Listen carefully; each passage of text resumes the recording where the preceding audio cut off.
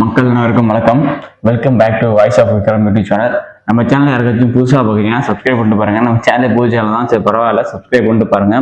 தொடர்ந்து அரசியல் சம்பந்தமான முக்கியமான நியூஸ் நம்ம வீடியோவில் போட்டு நம்ம சேனலில் போடுவோம். இந்த வீடியோவில் ஒரு முக்கியமான விஷயத்தை பற்றி தான் பேச போகிறோம். என்ன கண்டென்ட் அப்படின்னு பார்த்தீங்கன்னா, கரூர் சம்பவம் நடந்து கிட்டத்தட்ட பார்த்தீங்கன்னா ஒரு மாதத்துக்கிட்ட ஆயிடுச்சு.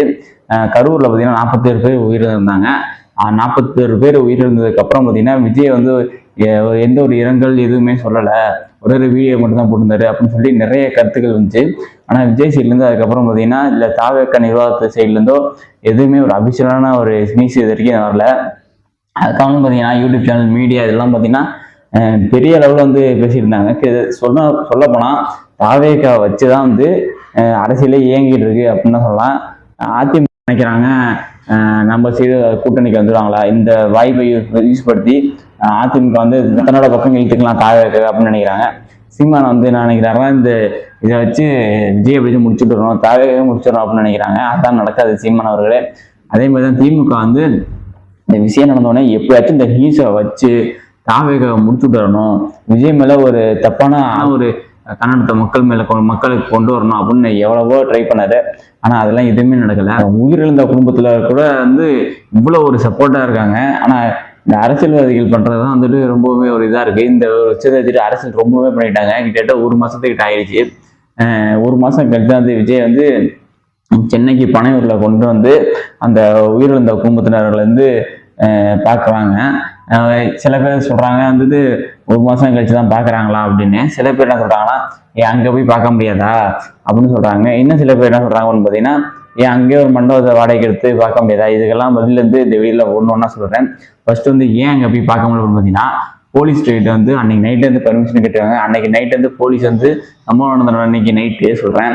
அன்னைக்கு நைட்டு போலீஸ் பர்மிஷன் தரல. அது மட்டும் இல்லாம கலெக்டர் பர்மிஷன் தரல.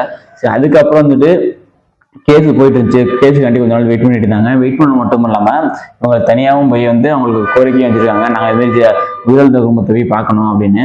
ஆனால் அந்த போலீஸுக்கு கொஞ்சம் வெயிட் பண்ணுங்க, கொஞ்சம் வெயிட் பண்ண சொல்லி கிட்டத்தட்ட ஒரு மாசத்துல இழுத்துட்டு வந்துட்டாங்க. ஏன் அப்படி இழுத்துட்டு வராங்க அப்படின்னு எல்லாத்துக்குமே தெரியும். விஜய் பனையூர்ல கூடி அழைச்சி இப்போ பார்க்குறாரு. இப்போ ஓட்டு பார்த்தீங்கன்னா அங்கே வாங்குவாரா அப்படின்னு சில பேர் சொல்றாங்க. சில பேர்லாம் கிடையாது, சீமான் சொல்லியிருக்காரு, கருத்து சுற்றிருக்காரு. சீமானுக்கு என்னன்னா, விஜய் பண்ணாருன்னா முரண்பாடா ஒரு கருத்து வச்சாதான் அவருக்கு நீட்டு சீமானுக்கு தூக்கமே வரும். சீமான் அவர்களே நல்லா புரிஞ்சுக்கோங்க.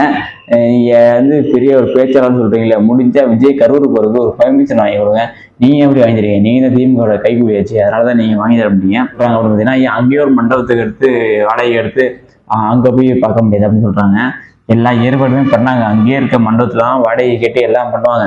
ஃபர்ஸ்ட் ஓகே அப்படின்னு சொன்னாலும் அடுத்து திமுககாரங்க சில ஆளை வச்சு மிரட்டி அந்த மண்டபத்துக்கு அந்த மண்டபம் தாவேக்காவுக்கு வாடகைக்கு தேவைப்படாது அப்படின்னு சொல்லி இது மாதிரி சொன்னா இது மாதிரி பண்ணிடுறாங்க. அதனாலதான் பாத்தீங்கன்னா மண்டபமும் வாடகைக்கு எடுக்க முடியாம அங்க எடுத்து இங்க சென்னை பாக்குறாங்க. நடந்திருக்கு. மாநாட்டுக்கும் பாத்தீங்கன்னா சில இடத்துல தாவேக்கா போய் பேசினோம், அதை போய் திமுக தடுக்கிறது, இந்த வேலையை தான் திமுக பண்ணிட்டாங்க. திமுக மக்களுக்கு நல்லது பண்றது இப்ப நினைக்கிறேன். தாவேக்கா என்ன பண்றாங்களோ உத்து பார்த்துட்டு தாவேக்கா அது பண்றதை தடுக்கணும். அதுதான் இப்ப அரசியல் பண்ணிட்டு இருக்காங்க. அவங்க ஆட்சியில எடுத்துக்கிட்டு அவங்க பவர் யூஸ் பண்ணி இப்ப அதான் பண்ணிட்டு இருக்காங்க. ஒரு மாசம் ஆயிடுச்சு. ஒரு மாசமா நம்மளே இவ்வளவு பேசிக்கிட்டு இருக்கோம். ஸோ இது நினைச்சு விஜய் எவ்வளவு ஃபீல் பண்ணியிருப்பாரு அப்படின்னு யாராச்சும் நினைக்கிறாங்களா என்ன எதுன்னு தெரியல. ஏன் அப்படின்னு பாத்தீங்கன்னா, கிட்டத்தட்ட ஒரு மாசத்துக்கிட்ட ஆயிடுச்சு.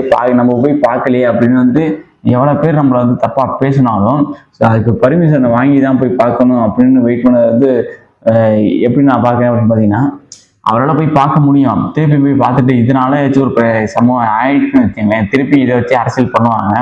ஸோ அவர் போனதை கண்டிப்பா கூட்டம் வரும். அதனாலதான் இவ்வளவு நாள் வெயிட் பண்ணியிருந்தாரு. அதை புதிய தற்போதைய அரசியல்வாதிகள் விஜய் போய் நம்ம பார்க்கலைன்னு பேசிட்டு இருக்காங்க. இப்போ அங்க கூட்டிட்டு பார்க்கறது என்ன காரணம் பார்த்தீங்கன்னா, எவ்வளவு பேர் தப்பா பேசுவாங்க அப்படின்னு தெரியும். இதெல்லாம் போய் நல்லதா அங்கேருந்து கூட்டிட்டு இங்க பாக்குறாரு, இப்படியே போய் பார்ப்பாங்க, இதுதான் அரசியல்வாதிக்கு ஒரு நாகரிகம் அப்படின்னு பேசுவாங்க, அவருக்கும் நல்லா தெரியும். இருந்தாலும் நீங்க பர்மிஷன் தரல, சரி நீங்க என்ன பேசணும் ஓகேடா, எனக்கு அதை கவலை இல்லை, நான் என்னோட மக்கள் என்னோட தொண்டர்கள் பார்க்கணும் அப்படின்னு இந்த ஏற்பாடு பண்ணி கூட்டிட்டு பாக்குறாங்க. சீமானுக்கு நான் ஒன்று சொல்ல விரும்புகிறேன். என்னன்னு பார்த்தீங்கன்னா, சீமான் அடிக்கடி சொல்லுவாரு, தமிழை வளர்ப்போம், தமிழை வளர்ப்போம், கலர்ன்னு சொல்றீங்க. உங்க குழந்தைகள் ஏன் தமிழ் ஏன் கவர்மெண்ட் ஸ்கூல்ல படிக்க வைக்கல, ஆங்கில வழி ஸ்கூல்ல படிக்க வைக்கிறீங்க? அதை கேட்டதுக்கு ஒரு இன்டர்வியூ சொல்றீங்க, தமிழ் வழி ஸ்கூல் சரியில்லை அப்படின்னு சொல்றீங்க. சரியில்லைன்னு சொல்றீங்க. அப்போ உங்க தம்பிகளை குழந்தைகளை மட்டும் படிக்க வைக்கிறீங்க, படிக்க வைக்க சொல்றீங்க. அப்ப நீங்க ஏன் படிக்க வைக்கணும்? சரியில்லைன்னு தெரியுது, இருந்தாலும் படிக்க வைங்க, தமிழ் படிக்க வைங்கன்னு சொல்றீங்க. என்ன சீமானவர்கள், நீங்க பேசுற பேச்சு சரியில்லையே. மக்களே, இந்த இந்த மாதிரியான அரசியல் சம்பந்தமான வீடியோ பார்க்கலாம், நம்ம சேனலை சப்ஸ்கிரைப் பண்ணிக்கோங்க. நன்றி மக்களே.